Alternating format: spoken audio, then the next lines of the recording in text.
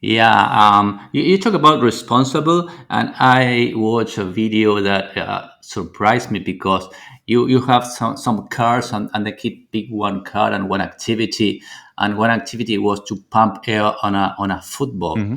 and we try to get all things done for our kids, and you do it the different way, and it's a better way. You build responsibility around there. Exactly. So we're building responsibility, or we're developing responsibility for the environment, but also for yourself.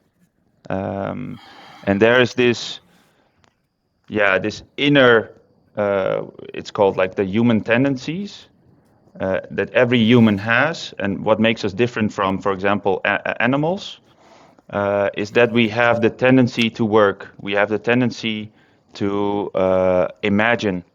We have the tendency to adapt to different situations.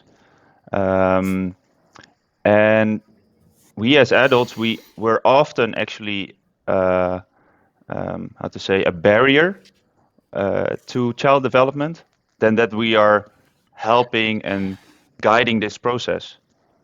So, and then I have to come back to your first question about the connection with sports. Well, we actually we got to know this boy, then we got to know his mom, and we were like, okay, but this is a very interesting combination because especially in sports education, you see a lot of yeah, it's often it's a very traditional approach where what we call it, it's coach centered. So it's centered around the coach, and the coach is instructing and is basically explaining all the time what the boys or girls need to do. Um, and this basically takes away a chance or an opportunity for learning. Um, so we dove into the Montessori pedagogy, and we saw that there's a lot of very interesting principles which can be applied to sports education at one hand, and at the other hand, we also believe that the current Montessori community, there's a lack of attention paid to sports, and that is yeah, that it has a long history. But in short, sports is often connected to the element of competition, and the element of competition is something which is uh, it can the interpretation of competition can be very negative in terms of yeah, I'm losing or I'm winning on the, yeah, and the other one is losing, which is a bad experience. But actually, it's not so much about winning or losing, but it's more about um, dealing with success or failure, how to cope with these events.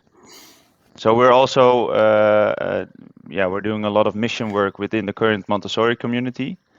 So we need to explain a lot, like why do we introduce sports and how can it be beneficial to child development. We need to do a lot of work in terms of that.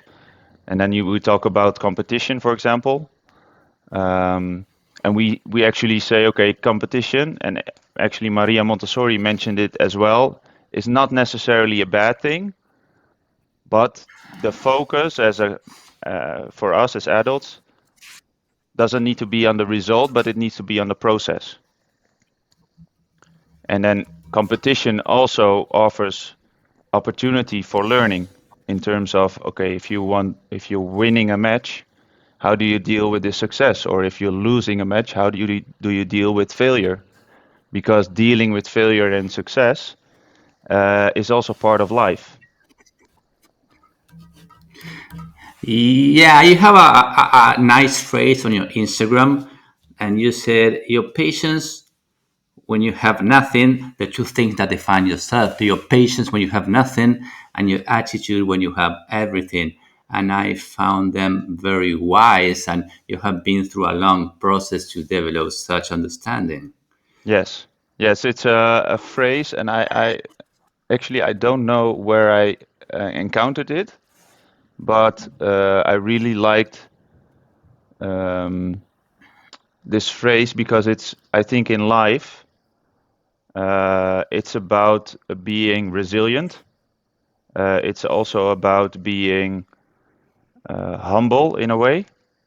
Um, and yeah, in the end, if we, and my passion, personally, my passion is to work with children. Um, the most important work is first in ourselves.